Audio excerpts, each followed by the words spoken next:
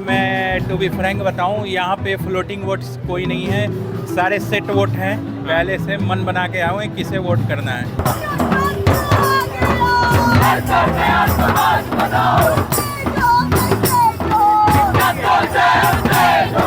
The point is, so long as we can keep those parties out of power who have direct influence to get their agenda set through the administration and the government. We want to maintain that social character of JNU for which it was established.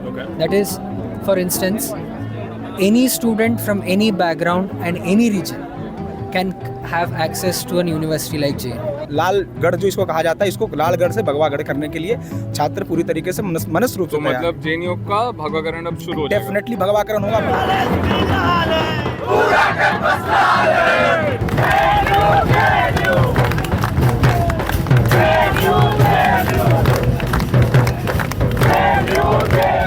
मेरा ये left को ये कहना है कि अब नारे से आज़ादी नहीं आएगी, अब कुछ करके दिखाना पड़ेगा।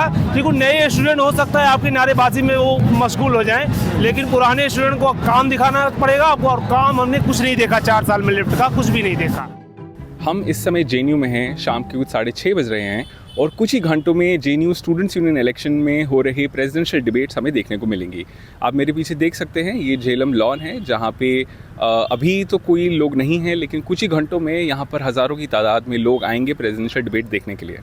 इस बार एक तरफ लेफ़्ट की यूनिटी है जिसमें ऑर्गेनाइजेशंस लाइक एसएफआई, डीएसएफ और आईसा का अलायंस है, दूसरी तरफ आरएसएस बैक्ड एबीवीपी, और इस बाइनरी के बीच में है ऑर्गेनाइजेशंस लाइक बापसा और बाकी इंडिपेंडेंट कैंडिडेट्स।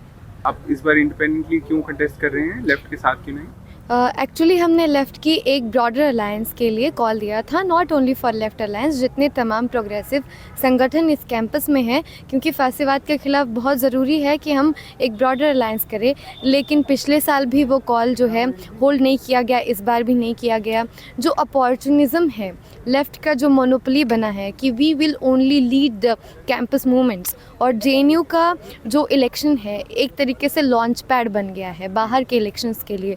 इसके वजह से इस कैंपस में आज यूनिटी नहीं बन पा रहा है, एंड देयर इज़ थिंक कि एक कन्वर्सेशन गैप है। हमारी तरफ से तो we had conversation, we had release पर्चा, लेकिन उनकी तरफ से कोई रिस्पॉन्स नहीं आता है। That's why we couldn't go to the unit. Alright. Can you tell me, if you win the president post, what are the 3 main changes that you're going to fight for? Okay, we have already boycotted the IC. Now we are considering from last year when we are contesting elections that will go for GS Cash without any compromise. Either हम इस campus में GS Cash लेके आएंगे, otherwise the ICC का जो body है उसमें 6 nominated members है, it should be elected. The election should be conducted bye student EC, और उसमें जो एनोनिमसली डिसीजन VC के हाथ में जाते हैं lastly, it should be conducted by the representatives, कि वो उनके हाथ में हो, and there should be gender sensitisation workshops in the campus, so no one should face the sexual harassment, क्योंकि there are 30 sexual harassment cases registered in single year. So we are fighting for GS Cash. Second thing, the violence culture has happened in the campus, और जिसके तहत 9 साल पहले नजीब इस campus से गायब होता है, आज उसका केस CBI के तहत बंद होता है, and we don't know who will be attacked. And there is not even a single accountability from administration, not even from the Sarkar. So we wanted to have a safe and peaceful and comfortable culture in our campus. And the third, hostel issue. 3 महीने हो गए आज students के पास hostel नहीं है, hostel नहीं मिलता है, तो there MCM get reduced to 800 रुपये। तो ये जो चीज़ है कि वो हॉस्टल नहीं देते हैं तो हमको MCM नहीं मिलता है। MCM बढ़ तो नहीं रहा है, at least they should release a list कि कितनी सीट खाली है, कब तक मिलेंगी, और टाइम पे हॉस्टल मिले, टाइम पे MCM मिले। These are our basic demands. तो यहाँ आपका किसी के साथ सपोर्ट है? हाँ, मैं विद्यार्थी परिषद के साथ सपोर्ट हूँ, जो राष्ट्र के साथ है मैं उसके साथ हूँ। एबीवीपी में? बिल्कुल। अच्छा, तो लेफ्ट पार्टीज राष्ट्र के साथ नहीं है? बिल्कुल राष्ट्र के साथ नहीं है, एक उदाहरण है कि राष्ट्र के साथ नहीं है।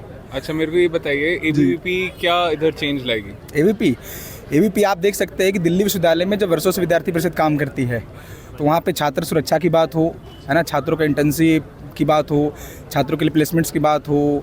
आप दिल्ली विश्वविद्यालय में देखिए कि वामिका वैन चलती है, छात्राएं पूरा कैंपस में सुरक्षित है। लेकिन जब यहाँ बात होती है एक क्लोज कैंपस में भी छात्राएं सुरक्षित नहीं होती हैं। यहाँ पे लेफ़्ट यूनियन लगातार जीतता आ रहा है, लेफ़्ट लेड यूनियन लगातार जीतता आ रहा है, लेकिन फिर भी यहाँ के जो यूनियन है उसकी विफलता आपको देखने को मिलेगी कि किस तरीके से रेलवे काउंटर्स की बात हो या यूनिवर्सिटी हेल्थ सेंटर की बात हो, यहाँ तो हम दिल्ली JNU के बाहर के विद्यार्थी हैं, फिर भी JNU की समस्याओं को हम लोग इतना ज़्यादा देखते हैं, समझते हैं कि वहाँ विद्यार्थी पैसे के काम को देखते हैं, समझते हैं। दिल्ली यहाँ देखे ना, भी हाल ही फिलहाल एक मैंने इंस्टाग्राम पोस्ट देखा इनका जॉइंट सेक्रेटरी जो हमारे एक जीते वैभव जी का, कि उन्होंने रेलवे काउंटर को खुलवा करके रेलवे मिनिस्ट्री सीधे रेलवे मिनिस्ट्री से जाकर के अप्रोच करके काम किया। तो छात्र के काम के लिए जो खड़ा रहेगा ना, वो छात्रों पे राज करना चाहिए, छात्रों पे शासन उनका होना चाहिए। समझ गया। मेरे को ये बताइए, मैं पिछले एक हफ्ते से इस कैंपस में घूम रहा हूँ। बिल्कुल। स्टूडेंट्स का कहना है कि अगर ABVP के पास ऑलरेडी पावर से इतना कनेक्शन है, तो जो स्टूडेंट्स के इश्यूज हैं तो वो बिना पावर में आए क्यों नहीं उनको उठाते? पिछले 70 सालों में, ये 2014 की बात है, कैसे कहते हैं, पिछले 60 साल नहीं, पिछले 60 सालों से जब से JNUC बनी है, जब से लेफ्ट का दबदबा रहा है, तो लेफ्ट वाले क्यों नहीं करा पाए अपनी समस्याओं को लेकर के? जब उनकी सरकार थी वो क्यों नहीं करा पाए? अप्रोच करके कंस्ट्रक्टिव आइडिया बना करके अप्रोच करके काम कराना इंपॉर्टेंट है ना। इस बार JNU के छात्रों ने ये तय कर लिया है कि इस बार भी इस लालगढ़ जो इसको कहा जाता है, इसको लालगढ़ से भगवागढ़ करने के लिए छात्र पूरी तरीके से मनस रूप से मतलब JNU का भगवाकरण अब शुरू हो जाएगा। डेफिनेटली भगवाकरण होगा। भगवाकरण का मतलब है कि यहाँ पे शांति होगी, भगवाकरण का मतलब है शिक्षा में गुणवत्ता होगी, भगवाकरण का मतलब है हॉस्टल में इंफ्रास्ट्रक्चर होगा, भगवाकरण का मतलब है कि जो अलग अलग कैंटीन्स में अलग अलग जो फी हाइक हो रही है उस पे रोक लगेगा। भगवाकरण का मतलब है कि एकेडमिक एक्सीलेंस आएगी। भगवाकरण का मतलब है कि सभी आइडियाज़ को एक प्लेटफॉर्म मिलेगा विमर्श खड़ा करने की बात मिलेगी, सभी आइडियाज़ को। जिन यूनिवर्सिटीज़ तो हमें नहीं कभी नहीं, यूनिवर्सिटीज़ तो हमेशा ओपन प्लेटफॉर्म रही है सभी की बात, सभी विमर्श खड़े करने के लिए। आई वाज स्पीकिंग टू दिशा के कुछ एक्टिविस्ट एंड दे सेड कि लेफ्ट हर बार यही क्लेम करती है कि ताकि ABVP ना आए, ताकि फाशीवाद ना आए इस यूनिवर्सिटी में, तो इसलिए आप लेफ्ट यूनिटी के लिए वोट कीजिए। लेकिन लेफ्ट की जो पार्टीज़ हैं, they are not able to work on students issues, और वो इलेक्शन में आते हैं, एक तरह से प्लेटफॉर्म देखते हैं इसको, और स्टूडेंट के इश्यूज पे काम नहीं कर पाते। उस पर आप क्या कहेंगे? देखिए, स्पेशली ऑल्सो दे मेंशन कि मास मोबिलाइजेशन नहीं कर पाते हैं on important issues. Student issues पे ऑफ कोर्स हम लोगों का लगातार प्रोटेस्ट रह रहा है। अगर हम पूरा 10 साल का भी देखें कि JNU में किस मुद्दे पे अगर लेफ्ट जीत के आया है स्टूडेंट यूनियन में, किन किन मुद्दों पे स्टूडेंट मोबिलाइजेशन हुआ है। जब यहाँ पे फ़ी हाइक के खिलाफ फ़ी हाइक करवाने की कोशिश किया गया JNU प्रशासन ने, तब हमने देखा है कि उसके खिलाफ यूनियन ने प्रोटेस्ट किया है, या तमाम तरह चीज़ें की सर्विलेंस किया गया है, या हैरेसमेंट केसेस हुआ है। तो union has been there as a body to continuously resist such policies. On the contrary, अगर हम दिल्ली यूनिवर्सिटी के अंदर देखें तो लगातार हम देख रहे हैं फ़ी हाइक हो रहा है, लगातार हम देख रहे हैं जब ABVP यूनियन में बैठा हुआ है वहाँ पे ICC फंक्शन नहीं कर पा रहा है, जब तक स्टूडेंट रिप्रेजेंटेटिव्स के ऊपर किस तरीके से दबाव बनाया जा रहा है कि ICC में जो सेक्सुअल हैरेसमेंट केस आ रहे हैं उसको आप जस्टिस सर्वाइवर को नहीं दीजिए। और रिसेंटली मैं बताना चाहूँगी, BR अम्बेडकर कॉलेज के अंदर जिस तरीके से ABVP का बैठा हुआ जॉइंट सेक्रेटरी ऑफिस बेरर जाके एक प्रोफेसर को मार देते हैं, थप्पड़ जड़ देते हैं, और उसको जस्टिफाई भी करते हैं और डिफेंड करते हैं, कल्चर जैसे लेके आ रहे हैं, और एक एकेडमिक कल्चर डिग्रेडेशन हो रहा है। हमारा मानना है, जब हम JNUSU के अंदर रहते हैं, लेफ्ट का फोर्स रहता है, यूनिटी रहता है, तो इन तमाम सारे एंटी स्टूडेंट पॉलिसी जो ABVP के आने से बढ़ावा मिलेगा यूनिवर्सिटीज़ में, उसके खिलाफ भी एक लड़ाई लड़ते हैं। लोगों की अपनी परसेप्शंस हो सकती है, बट हमारा मानना है कि बिकॉज आज भी लेफ्ट का यूनियन यहाँ है, तो यहाँ का फ़ी स्ट्रक्चर हम बहुत गर्व के साथ बोल सकते हैं, इट्स 286। और ये किसी भी सेंट्रल यूनिवर्सिटी में पॉसिबल नहीं रहा है, क्योंकि उन सेंट्रल यूनिवर्सिटीज़ में अगर हम देखें लगातार यूनियन ABVP भी कर रहा है। तो ABVP आ जाए तो ये हमारे लिए ऑफकोर्स खतरा है। हम मानते हैं, जब हम बोलते हैं कि ABVP आ जाएगा इसलिए भी लेफ्ट को लाना चाहिए, तो हम मानते हैं कि हम इस वजह से सिर्फ नहीं बोलते कि ABVP आ जाएगा तो डर है। ABVP आ जाएगा तो एकेडमिक कल्चर खराब होगा, ABVP आ जाएगा तो ABVP, RSS, BJP, प्रशासन, rector, proctor, Delhi police, Bhajpa का पूरा सरकार, उनका भी हमारे कैंपस के अंदर एक तरीके का एंट्री होगा, पॉलिसीज़ की एक एंट्री होगी जो एंटी स्टूडेंट है। As more and more students gathered in Jhelum Lawn, the election committee announced the beginning of the presidential debate.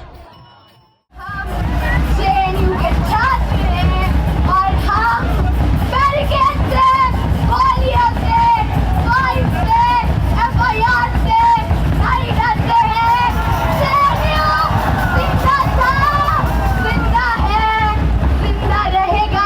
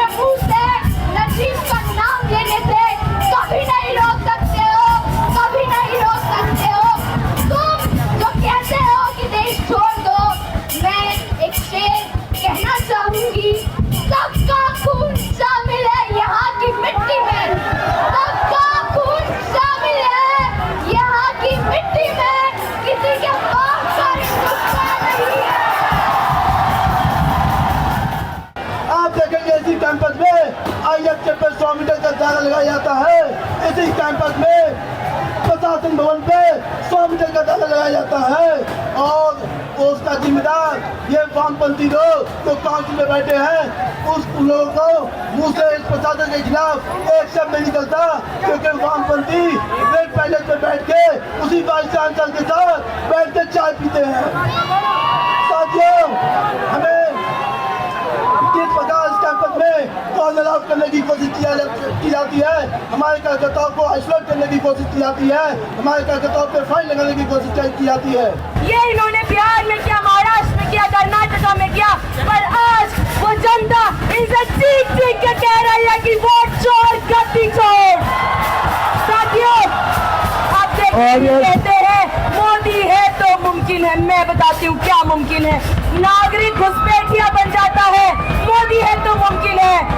तमाम मेहनत कशों के घर गैर कानूनी करार देकर बुलडोजर तले ढा दिए जाते हैं, मोदी है तो मुमकिन है। और मोदी है तो मुमकिन है कि चीफ जस्टिस ऑफ इंडिया पर जो एक दलित आदमी है उन पर जूता चला के मारा जाता है और कोई कार्रवाई नहीं होती है। मोदी है तो ये मुमकिन है। जिस तरीके से इजराइल के द्वारा गाजा में जीनोसाइड किया जा रहा है, मैं कंडेम करता हूं इजराइल को और कंडेम करता हूं तमाम साम्राज्यवादी ताकतों को इस मंच से। साथियों, जिस तरीके से इस देश में पॉलिटिकल प्रिजनर्स को जेल में बंद किया गया है, CNRC पर प्रोटेस्ट करने वाले पॉलिटिकल प्रिजनर्स को इस देश में बंद किया गया है, मैं इस मंच से उमर खालिद, सरजिल इमाम, गुल फातिमा एंड मिरान हैदर के साथ इस मंच से सॉलिडरिटी पेश करता हूँ। साथियों, लद्दाख के लोग और सोनम वांगचुक स्टेटहुड के लिए और 6 शेड्यूल के लिए जिस तरीके से प्रोटेस्ट कर रहे थे, इस देश के हुक्मरानों ने उन प्रोटेस्ट करते हुए लोगों पर जो लाठियां चलाई और उनके खिलाफ गोलियां बरसाई, मैं यहाँ से इस देश के हुक्मरानों को लानत भेजता हूँ और मैं यहाँ से सॉलिडरिटी पेश करता हूँ सोनम वांगचुक को, यहाँ से सॉलिडरिटी पेश करता हूँ लद्दाख के लोगों को। Once the debate was over, we went around asking students what they thought about the speeches and if they had any hopes from this year's Students' Union. मैं सपोर्ट ऐसे करूंगा जो मतलब JNU के हित के लिए सोचे। स्पीच तो मुझको सबकी ठीक ही ठाक लगी। जैसे एक लड़की है विजय लक्ष्मी, उसकी स्पीच अच्छी थी, क्योंकि मैं SL कर रहा हूँ स्कूल ऑफ लैंग्वेज का, और स्कूल ऑफ लैंग्वेज से एक ऐसा वक्ता अगर निकल के आ रहा है, चूँकि SL के बच्चों को थोड़ा अंडर एस्टिमेट करके देखा जाता है, ठीक है, लेकिन अगर वहाँ से अगर कोई आ रहा है तो ये तो बहुत अच्छी बात लगी मुझे। अच्छा, लेफ्ट का इतना कैडर होने के बाद भी लाइब्रेरी को छावनी बना दिया गया। इन्होंने प्रोटेस्ट किया, इन पे FIR हो गए, फिर भी इधर इलेक्शन चल रहा है, उधर लाइब्रेरियन ने वहाँ क्या नाम है कि वो आर्टिफिशियल वो गेट लगा दिया है। इसी आप कॉमन उसका इतना मिसयूज होगा, स्टूडेंट के ऊपर अगर फाइन लगा दी गई तो एंट्री नहीं कर पाएगा। और इसी मुद्दे पे इन्होंने इलेक्शन लड़ा था, कभी ये सब नहीं होने देंगे। जब लाइब्रेरी को छावनी बना दिया गया और यहाँ पर नारे से आज़ादी ले रहे हैं, तो मेरा ये लेफ्ट को ये कहना है कि अब नारे से आज़ादी नहीं आएगी, अब कुछ करके दिखाना पड़ेगा। क्योंकि नए स्टूडेंट हो सकता है आपकी नारेबाजी में वो मशगूल हो जाएं, लेकिन पुराने स्टूडेंट को काम दिखाना पड़ेगा आपको, और काम हमने कुछ नहीं देखा 4 साल में, लेफ्ट का कुछ भी नहीं देखा। तो फिर आप बताइए उपाय क्या है? उपाय ये है, अब आपको फील्ड पे आके, ज़मीन पे आके काम करके दिखाना पड़ेगा कि देखिए हमने ये किया है। अभी तक लेफ्ट में कोई ऐसा काम नहीं कह सकती कि हमने ये कर करके दिखा दिया और राइट ने ये नहीं करवा पाया, कोई ऐसा काम नहीं है। नारे में इनके जो जोर है, जबरदस्त जोर है, लेकिन ग्राउंड पे इनका कोई काम मैंने 4 साल में तो नहीं देखा। मैंने नारों में जोर है, मुद्दे नहीं सुलझा पा रहे। नारों में जोर है, नारों में मुद्दे भी हैं, लेकिन उसका कोई सोल्यूशन नहीं है, कुछ सोल्यूशन नहीं निकला, आज तक नहीं निकला। In JNU elections have always been is that we want to maintain that character of social character of JNU for which it was established. Okay. That is, for instance, any student from any background and any region can have access to a university like JNU and study in JNU and sit together and study in JNU. That is, I think, a social character which you do not find in any other university, and that is one thing that sets apart JNU. Okay. And that is the identity of JNU itself. And to preserve that identity at all costs is the dominant issue in JNU elections throughout. Okay. Students, even after getting elected, it's not a guarantee that they will be able to get it done, Right. because we have an administration who does not listen. Okay. But the thing about democracy is it is impatient. People do not consider all those complexities involved. But perhaps the left has to continuously reinvent itself and perhaps think of different messaging that can keep the students engaged. Obviously, it's not obvious thing, but Right. I support left. Okay. And elections is quite fun actually. I think this is what election is what shines JNU, the student politics, the freedom of speech for students in JNU. There are a lot of issues that students are facing. I can't generalize everybody's issue. There are like Can you tell me from your experience, what are yours? I think it's about caste politics, one of the most important thing Okay. actually. Yeah. So caste discrimination is something that you're concerned about. Yeah. Anything else? Not much. About gender issues as well. Okay. In our country, which used to represent a secular ethos, now becoming a Hindutva state. And there is a difference between Hindu and Hindutva. Hindu is a religion. Before BJP, there were Hindu, and after BJP, there will be Hindu. But this Hindutva is a political Hinduism. Like they want the other religion minorities, like Muslims, especially Muslims, if they want to stay in this country, they should stay here as a second-class citizen. मेरे आसपास का माहौल देख के, शोर सुन के आपको ये नहीं लगेगा कि रात के 3 बज रहे हैं, but this is JNU's festival of democracy. Election, students union election के वोटिंग होगी 4 तारीख को और 6 नवंबर को रिजल्ट्स निकाले जाएंगे. If you like the report, please like, share and subscribe. This is Samarth Grover for news laundry.